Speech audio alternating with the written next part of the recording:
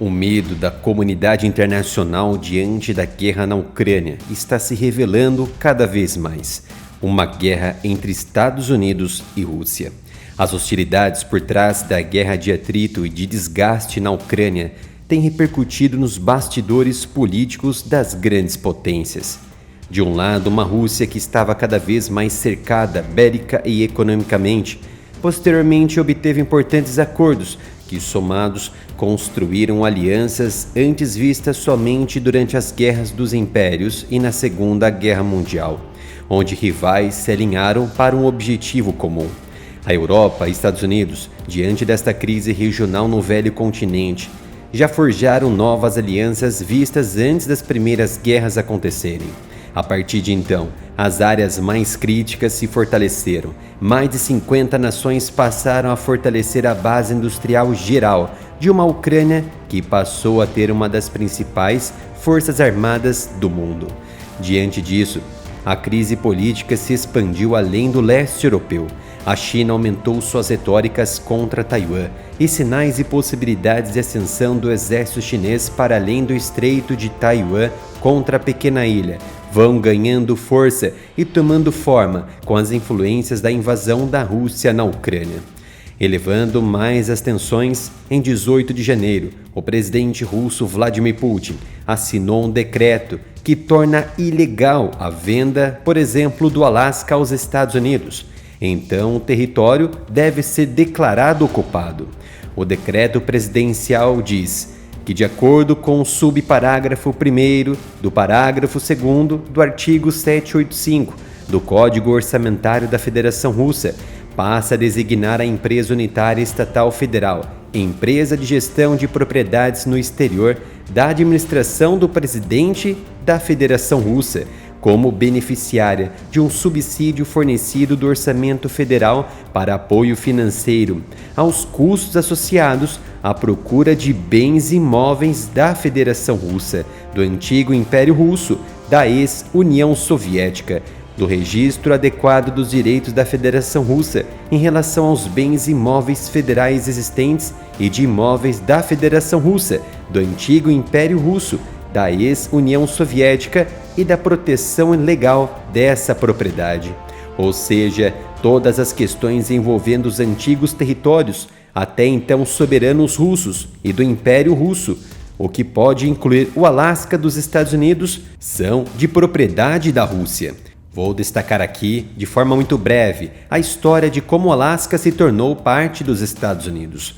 A Rússia vendeu o território em 1867 por 7,2 milhões de dólares, um acordo considerado mutuamente benéfico naquela época. Hoje em dia, o Alasca, um pedaço separado dos Estados Unidos e ao lado oeste do Canadá e próximo da Rússia, é um dos 50 estados que constituem o país e faz parte integrante dele há mais de 150 anos. No entanto, os russos não estão satisfeitos com isso.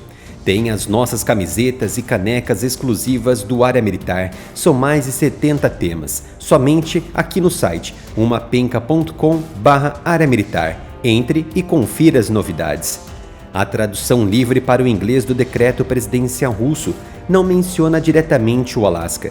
O termo contido no decreto, abre aspas, empresa de gestão de propriedade no exterior, fecha aspas, um subsídio para, abre aspas, buscar imóveis da Federação Russa, do antigo Império Russo, da ex-União Soviética, fecha aspas, se refere a uma justificação para a invasão da Ucrânia pela Rússia, mas alguns especialistas interpretam a parte do antigo Império Russo como uma expressão de interesse em recuperar o Alasca. No entanto, como já destacado aqui, os Estados Unidos não conquistaram o território gélido por meio de guerra com os russos. A própria Rússia vendeu ao equivalente hoje em torno de 138 milhões de dólares, sem contar as infraestruturas existentes hoje, que chegariam a 10 bilhões.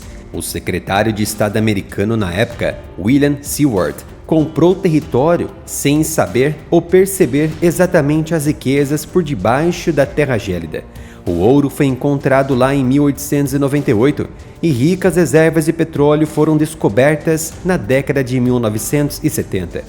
Putin é martelado por este desejo expansionista e de voltar às terras do Império Russo há anos. Inclusive, a anexação da Crimeia em 2014 fez parte dos planos ambiciosos do presidente e de seus oligarcas. A Ucrânia não conquistou a Crimeia, também não a comprou. Meses atrás, fiz uma análise com um alto rigor de detalhes científicos e documentais sobre a questão da Crimeia no vídeo intitulado "Afinal, a Península da Crimeia é da Rússia ou da Ucrânia? Uma revisão histórica", e mostrei que Península da Crimeia fazia parte da Rússia desde 1783. No entanto, o governo soviético transferiu a Crimeia da Federação Soviética Russa das Repúblicas Socialistas para a União Soviética Ucraniana em 1954. 8 dias depois que o Presídium Supremo Soviético da União Soviética, a mais alta instância do poder legislativo soviético, adotar uma resolução autorizando a mudança em 19 de fevereiro daquele ano. Na verdade, foi após a anexação da Crimeia que as retóricas putinistas começaram a ganhar força no Kremlin e no parlamento sobre anexar terras que faziam parte do Império Russo. Esse desejo tem assegurado a permanência de Putin no poder porque sustenta de alguma forma o eixo econômico do país e de seus políticos e bilionários, que fazem parte da justiça e a política da Grande Rússia. Porque você precisa do Alasca?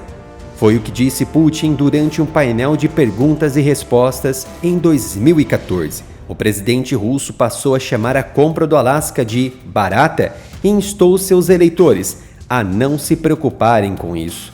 O apresentador de TV estatal russo, Kirill Klemenov, disse a Putin que o estado é jocosamente chamado de Crimeia de Gelo. Houve também uma petição para o Congresso americano em 2014, chamada Alasca de Volta à Rússia, que obteve mais de 42 mil assinaturas americanas e foi amplamente coberta pela mídia russa na época, antes de ser removida.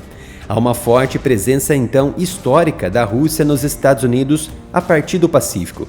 Por exemplo, a região de Fort Ross, na Califórnia, foi construída por uma empresa russo-americana em 1812. O assentamento, então, foi vendido a mãos privadas em 1841, depois que sua rica vida marinha se esgotou e os residentes acharam difíceis as condições para a agricultura.